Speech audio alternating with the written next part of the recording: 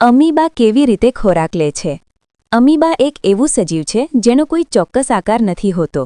તે પાણીમાં રહે છે અને જ્યારે તેને ખોરાક જેમ કે નાના કણો દેખાય ત્યારે તે આ મુજબની પ્રક્રિયા કરે છે. 1.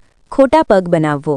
જેમ આપણી પાસે હાથ છે ખોરાક પકડવા માટે, તેમ અમીબા પાસે તેની સપાટી પરથી આંગળી જેવા હંગામી પ્રવર્ધો નીકળે છે, જેને ખોટા પગ કૂટપાદ કહેવાય છે. હવે હંગામી પ્રવર્ધો એટલે શું? તો જ્યારે અમીબાને ખોરાક દેખાય ત્યારે તે પોતાના શરીરના કોઈ પણ ભાગને આંગળીની જેમ બહાર ખેંચે છે. આને હંગામી એટલે કહેવાય કારણ કે ખોરાક પકડાઈ ગયા પછી એ આંગળીઓ પાછી શરીર સાથે ભળી જાય છે, ગાયબ થઈ જાય છે.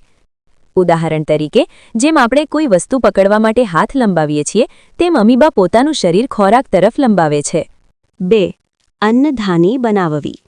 આ ખોટા પગ ખોરાકના કણને ચારે બાજુથી ઘેરી લે છે અને એકબીજા સાથે જોડાઈ જાય છે.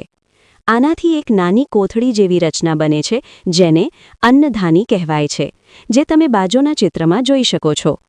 હવે ખોરાક અમીબાના શરીરની અંદર આવી ગયો છે. 3. પાચન અને શોષણ. અન્નધાનીમાં જટિલ ખોરાકનું સરળ પદાર્થોમાં વિઘટન થાય છે, એટલે કે ખોરાક પચે છે.